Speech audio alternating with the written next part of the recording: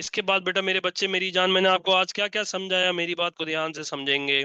सबसे पहले मैंने आपको बात समझाई कि बैलेंस ऑफ ट्रेड को इम्प्रूव करने के लिए आपको क्या करना चाहिए। पिछली क्लास में हमने ट्रेड पढ़ा था, बेनिफिट ऑफ ट्रेड पढ़ा था, ट्रेड के फंक्शन पढ़े थे, एक्सपोर्ट पढ़ा था, इंपोर्ट पढ़ा था, बैलेंस ऑफ ट्रेड पढ़ा था, बैलेंस ऑफ पेमेंट पढ़ा था। तो बैलेंस ऑफ ट्रेड को इम्प्रूव करने के लिए ट्रेड बैरियर यूज होते हैं। ट्रेड बैरियर कितने होते हैं? तीन होते हैं। एक होता है टैरिफ, एक होता है कोटा, एक होता है इम्बार्गो। टैरिफ वो होता है जो इंपोर्टेड गुड्स के ऊपर टैक्स लगता है, जिससे इंपोर्टेड गुड महंगा हो जाता है। जब महंगा हो जाता है तो फिर मैं लोकल गुड खरीदना शुरू करता हूँ, बाहर का गुड छोड़ देता हूँ क्योंकि महंगा पड़ रहा होता है। कोटा क्या होता है? क्वांटिटी को रिस्ट्रिक्ट कर देते हैं। क्वांटिटी को रिस्ट्रिक्ट करते हैं तो कोटा लग जाता है। पहले मैं आपके पास क्या करता था? 1000 मंगवाता था। अब कहा गया पाकिस्तानी गवर्नमेंट ने 500 मंगवा सकते हो। 500 की शॉर्टेज क्रिएट हुई, वो लोकल मार्केट से डिमांड पूरी हुई। ये हो गया, पहला हो गया टैरिफ, दूसरा हो गया कोटा, तीसरा हो गया embargo. Embargo is a complete ban. Pakistan should ban buying product from US. और यूएस को कोई चीज भी सेल ना करे, क्योंकि यूएस हमारा दुश्मन है। यूएस हमारा दुश्मन है। यूएस हमारा दुश्मन है। यूएस हमारा दुश्मन है। एक्सचेंज रेट, सर ये तो हो गया पहला, जो भाई आपके पास मैंने आपको बताया बैलेंस ऑफ ट्रेड को इंप्रूव करने के लिए ट्रेड बैरियर यूज होता है। दूसरा होता है exchange rate. Sir exchange rate का इस्तेमाल गवर्नमेंट करती है अपने बैलेंस ऑफ ट्रेड को अच्छा करने के लिए। मैंने आपको बताया balance rate at, exchange rate क्या होता है? Rate at which one currency exchange with one another. एक डॉलर 280 का है, एक रियाल 75 का है, एक दिरहम 75 का है, एक पाउंड 350 का है। सर ये साफ शो कर रहा है, ये साफ बता रहा है।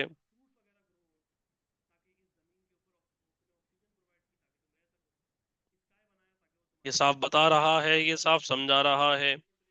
सर इसके बाद मेरे बच्चे मेरे जिगर के टुकड़े, सर एक्सपोर्ट और आपके पास क्या होता है मामला? मेरी करेंसी की वैल्यू जब भी बढ़ेगी, मेरी करेंसी की वैल्यू कब बढ़ती है? जब मेरी एक्सपोर्ट बढ़ जाए। एक्सपोर्ट बढ़ जाएगी, डिमांड बढ़ जाएगी, फॉरेन एक्सचेंज बढ़ जाएगा। फॉरेन एक्सचेंज बढ़ता है, करेंसी की एप्रिशिएट हो तो करेंसी एप्रिसिएशन होती है। जब मेरी करेंसी की वैल्यू एप्रिशिएट होगी तो इसका मतलब मुझे कम पैसा लगेगा सामने वाले की करेंसी खरीदने के लिए। पहले मैं सामने वाले की करेंसी खरीदने के लिए 400 रुपये देता था तो मुझे 1 डॉलर मिलता था। अब मैं 200 दूंगा तो मुझे 1 डॉलर मिलेगा। तो सर मैं आपके पास मिसाल के तौर पे फॉर एग्जांपल, मेरी बात को ध्यान से समझेंगे। पाकिस्तान जब एक्सपोर्ट करता था, डेयरी मिल्क आती थी, मिसाल के तौर पे डेयरी मिल्क की प्राइस है 200 रुपये। डेयरी मिल्क की प्राइस है 200 रुपये। पहले जब बाहर का कंज्यूमर हमसे डेयरी मिल्क खरीदता था तो 1 डॉलर देता था तो दो डेयरी मिल्क खरीद लिया करता था। अब जब वो हमसे एक्सपोर्ट करने आएगा तो जो वो 1 डॉलर देगा तो एक ही डेयरी मिल्क लेके जाएगा। तो उससे ऑटोमेटिकली मिसाल के तौर पे उसकी हमारी हमारे एक्सपोर्ट की प्राइसेस बढ़ गई और इंपोर्ट की प्राइसेस कम हो जाएंगी। क्यों कम हो जाएंगी? पहले मैं नाइकी की स्लीपर बाहर से खरीदता था 1 डॉलर की, मुझे 400 देना पड़ता था। अब मेरी करेंसी की वैल्यू अच्छी हो गई है तो मुझे 200 देना पड़ेगा, तो इंपोर्टेड गुड की प्राइसेस ऑटोमेटिकली कम हो गई। सर इंपोर्टेड गुड की प्राइसेस कम हो गई, एक्सपोर्टेड प्राइसेस महंगा हो गया। अकल की बात है, जब एक्सपोर्ट बढ़ेगी, प्राइसेस बढ़ गई, तो मेरे गुड सर आपके पास इंटरनेशनल मार्केट में सेल नहीं होगा और मैं बाहर से माल खरीदे चले जा रहा हूँगा। तो सर एक अकल की बात है, एक्सपोर्ट गिर जाएगी, इंपोर्ट बढ़ जाएगी, balance of trade automatically negative में चला जाएगा। मगर पाकिस्तान ये नहीं करता। पाकिस्तान जानबूझ के अपनी करेंसी को डेप्रिशिएट करता है, जानबूझ के भी, और वो खुद भी हो जाती है, क्योंकि हमारा फॉरेन एक्सचेंज है ही कोई नहीं। हमारा टूरिज्म कंट्री में ऐसा सच नहीं आता। ना हमारे पास क्रूड ऑयल है, ना हमारे पास मशीनरी है, ना हमारे पास एडिबल ऑयल है, ना हमारे पास ये सारी चीजें हैं, ये हम बाहर से मंगवाते हैं। जब मेरे बच्चे मेरी जान के टुकड़े, करेंसी डेप्रिशिएट होती है, मेरी बात को ध्यान से समझेंगे। सर 1 डॉलर है अभी 300 रुपए का, मेरी करेंसी की वैल्यू खराब हो गई। 1 डॉलर हो गया कितने का? 600 रुपए का।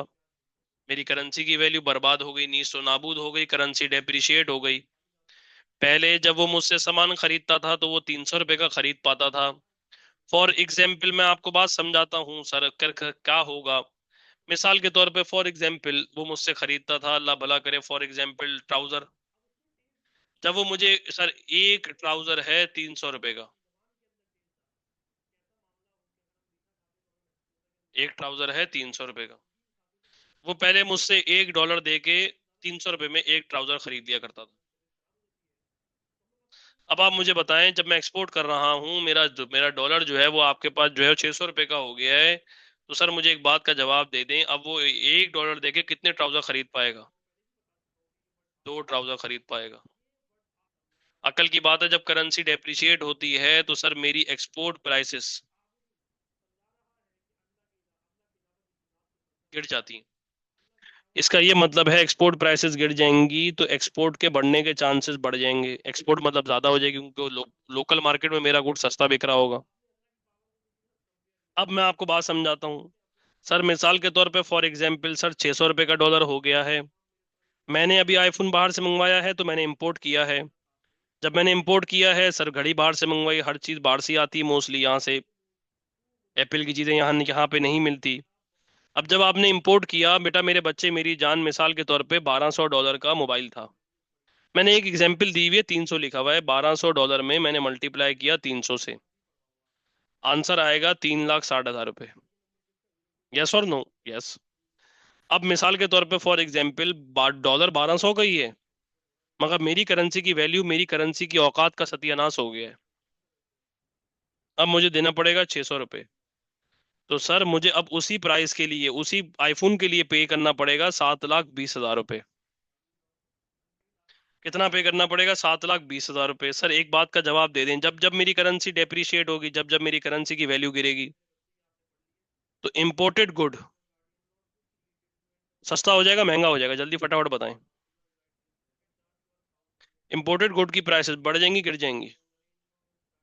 इम्पोर्टेड गुड की प्राइसेस बढ़ जाएंगी और अन्य वाह बढ़ जाएंगी। सर अब मेरी बात को ध्यान से समझेंगे। पाकिस्तान अपने बैलेंस ऑफ ट्रेड को ठीक करने के लिए करेंसी डेप्रिशिएट करता है, क्योंकि करेंसी डेप्रिसिएशन से क्या होती है, एक्सपोर्ट प्राइसेस गिर जाती हैं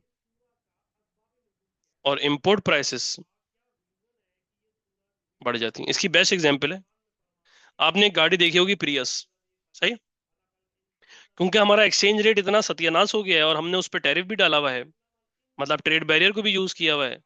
प्रियस गाड़ी, एक्वा गाड़ी अब बाहर से एज सच आती नहीं है। प्रियस गाड़ी, एक्वा गाड़ी एज सच बाहर से आती नहीं है।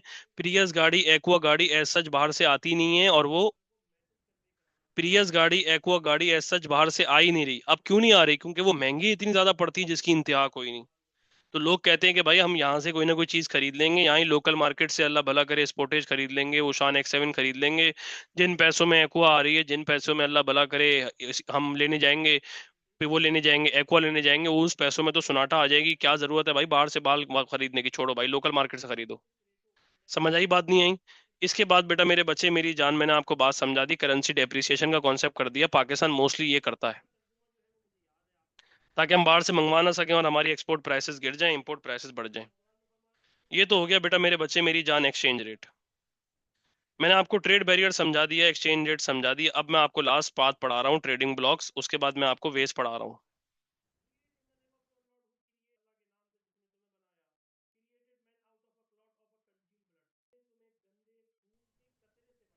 अब मैं आपको बात समझाता हूँ।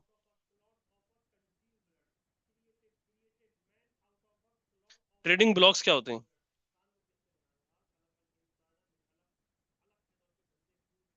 ट्रेडिंग ब्लॉक्स होते हैं जो सर आपके पास आपस में ही ट्रेड करते हैं, और पाकिस्तान 3 ट्रेडिंग ब्लॉक्स का मेंबर है। एक ट्रेडिंग ब्लॉक है जिसका नाम है साउथ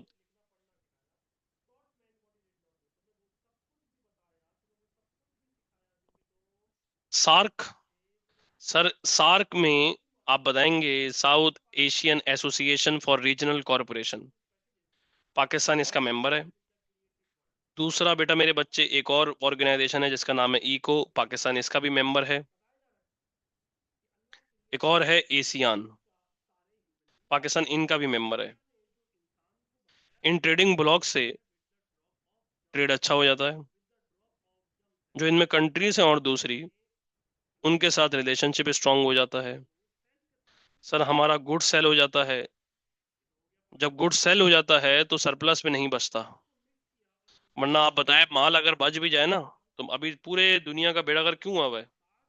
क्योंकि भाई एक बात मसला है कि सऊदी अरब और दुबई इतना तेल बनाते हैं कि अगर वो प्लांट बंद करेंगे वो बर्बाद हो जाएंगे। अगर वो प्लांट चलाते रहेंगे तो उनके पास कैपेसिटी नहीं है, वो ऑयल डालें किधर? पूरी दुनिया को वो सप्लाई कर रहे हैं, क्या करें भाई ऐसा? अब इसलिए पूरी दुनिया का सत्यानाश हुआ हुआ है। सर गुड सेल करते हैं, जो हमारा सरप्लस में नहीं बचता सेल हो जाता है। सर इन ऑर्गेनाइजेशंस का और मामला क्या है, ये बहुत बार इन कंट्रीज में कोई ना कोई हमें लोन दे देता है। बहुत सारी ऑर्गेनाइजेशन हमारे प्रोजेक्ट को फंडिंग वगैरह प्रोवाइड कर देती है। यस, समझ में आगे बात नहीं आई? Economic corporation of organisation, economic corporation organisation, association of south east Asian nation, association of south east Asian nation, economic corporation और organisation, south Asian association for regional corporation. अब पाकिस्तान किसका मेंबर नहीं है? Pakistan WTO, Pakistan world trade organisation का member नहीं है, Pakistan world trade organisation का member नहीं है, पाकिस्तान यूरोपियन यूनियन का मेंबर नहीं है। अब क्यों नहीं है यूरोपियन यूनियन का मेंबर या वर्ल्ड ट्रेड ऑर्गेनाइजेशन का मेंबर? क्योंकि हमारे यहाँ चाइल्ड लेबर प्रैक्टिस होती है, तो वो कंट्रीज हमसे ट्रेड करने को मानती नहीं है। हमारे यहाँ पोल्यूशन क्रिएट होती है, हम जो है वो प्लास्टिक का वेस्टेज बहुत ज्यादा करते हैं, हम क्वालिटी को मीट नहीं कर पाते, हम डिलीवरी ऑन टाइम नहीं दे पाते, हम फ्रॉड बहुत ज्यादा करते हैं और अन्यवाह फ्रॉड करते हैं। हम कोई ख्याल भी नहीं करते उस फ्रॉड का कि भाई ये नुकसान पहुंचेगा, सत्यानाश होगा, गलत काम है, जिसकी वजह से बहुत सारी कंट्रीज हमारे साथ ट्रेड करने के लिए रेडी नहीं होती। मैंने आपको बात समझा दिया कि हम जो है वो मिलावटें करते हैं, फ्रॉड करते हैं, फ्रॉड होने के अलावा डिलीवरी टाइम हम लोग डिले कर देते हैं। हम जो है डिलीवरी टाइम के अलावा, बेटा मेरे बच्चे मेरी जान, हम जो है वो करप्शन करते हैं। हम जो है वो करप्शन करने के अलावा चाइल्ड लेबर प्रैक्टिस करते हैं, हम वेस्टेजेस बहुत ज्यादा करते हैं, जिसकी वजह से पूरी दुनिया हमें, बहुत सारे कंट्री हमारे साथ ट्रेड करने के लिए रेडी नहीं है। इसके बाद सर बाय रोड कौन कौन से एरियाज में हम कहाँ कहाँ पहुंचा सकते हैं सामान? वैसे तो ट्रेड पूरी दुनिया में हमारा मोस्टली सी के थ्रू ही हो रहा है, और सी पोर्ट पाकिस्तान के अंदर तीन है, एक गवादर पोर्ट है, एक कमाड़ी पोर्ट है और एक पोर्ट कासिम है। सी पोर्ट के अलावा एक और होता है ड्राई पोर्ट, जहां पे सी की अवेलेबिलिटी नहीं होती। जो बड़े बड़े हमारे शहर हैं जैसे कि मुल्तान हो गया, लाहौर हो गया, फैसलाबाद हो गया, सियालकोट हो गया, पेशावर हो गया, फैसलाबाद हो गया, वो कोयटा हो गया, यहाँ पे ड्राई पोर्ट बने हुए हैं। यहाँ पे बहुत बड़े बड़े वो प्रिजर्वेशन फैसिलिटीज होती हैं, स्टोरेज कैपेसिटी होती है, यहाँ से माल भर के सी पोर्ट पे चले जाता है, फिर सी से आगे चले जाता है। इसके अलावा हम जो है वो बाय रोड भी सामान सेल करते हैं। मिसाल के तौर पर, for example, if you want to go to China, so you have to use Karakoram highway for the trading purposes. Karakoram highway के अलावा, बेटा मेरे बच्चे मेरी जान, अगर आपने खैबर अफगानिस्तान जाना है, खैबर पास, अगर आपने ईरान और तुर्की जाना है तो RCD हाईवे। ये RCD हाईवे अयूब खान के टाइम पीरियड के अंदर बना था। मैंने, और मेनली जो हमारा ट्रेड होता है ना वो सी के जरिए होता है, पहले बता रहा हूँ। पूरी दुनिया में जो मामला हुआ है, ईरान कह रहा है मैं स्टेट ऑफ हॉर्मुज इस्तेमाल करने नहीं दूंगा।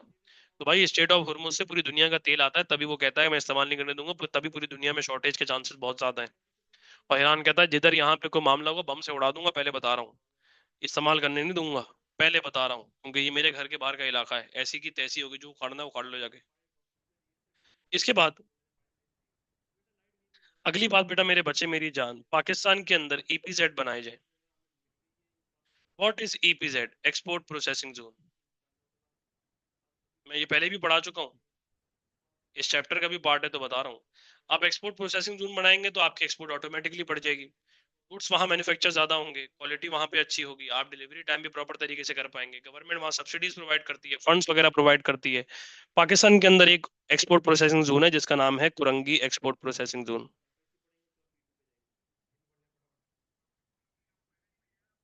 और वो कौन से पोर्ट के करीब है, जल्दी बताइए? कुरंगी एक्सपोर्ट प्रोसेसिंग जोन कौन से पोर्ट के करीब है? पोर्ट कासिम के करीब है। पोर्ट कासिम किधर है? पोर्ट कासिम कराची में है। क्योंकि मेनली आपके पास रॉ मटेरियल बाहर से आता है इन फैक्ट्रीज के लिए, और ये बाहर आपके पास सेल करते हैं आउटपुट, तो इंपोर्ट वगैरह ज्यादा आपके पास, मतलब एक्सपोर्ट वगैरह ज्यादा करनी पड़ती है इनको। और मेनली यहाँ पे वो फैक्ट्रीज को इंसेंटिव भी दिया, बहुत ज्यादा दिया जाता है, जो एक्सपोर्ट ज्यादा से ज्यादा कर रही होती है, क्योंकि जब देखो बात सुनो, एक्सपोर्ट करोगे ना, डॉलर आएगा मुल्क, डॉलर आएगा तो ऑटोमेटिकली फॉरेन एक्सचेंज अच्छा होना शुरू हो जाता है। यस और नो? अब यहाँ तक आपका चैप्टर ट्रेड खत्म हो गया, बेटा मेरे बच्चे मेरी जान। अगली बात हम इंशाअल्लाह ताला, अल्लाह ने चाहा, इंशाअल्लाह ताला अब हम जो है वो आगे, हम जो है वो ट्रेड के पास पेपर करेंगे इंशाअल्लाह ताला। ट्रेड के पास पेपर करेंगे अगले हफ्ते, और ट्रेड के पास पेपर करने के बाद 30 मार्च तक मैंने अल्हम्दुलिल्लाह हिस्ट्री ज्योग्राफी का कॉल सिलेबस हमारा खत्म हो जाएगा। कल ताक रात है, कल मैं कोशिश करूंगा क्लास ले लूँ, मगर अगर नहीं नहीं ले पाया तो मैसेज कर दूंगा। मैं कोशिश करूंगा क्लास ले लूं, क्योंकि भाई अगले हफ्ते तो क्लास होगी होगी इंशाल्लाह ताला। फिर ईद के बाद तो ज्यादा क्लासेस होंगी, क्योंकि मैंने 30 मार्च तक खत्म करना है इंशाल्लाह ताला कोर्स। इंशाल्लाह। ओके भाई, अल्लाह हाफिज।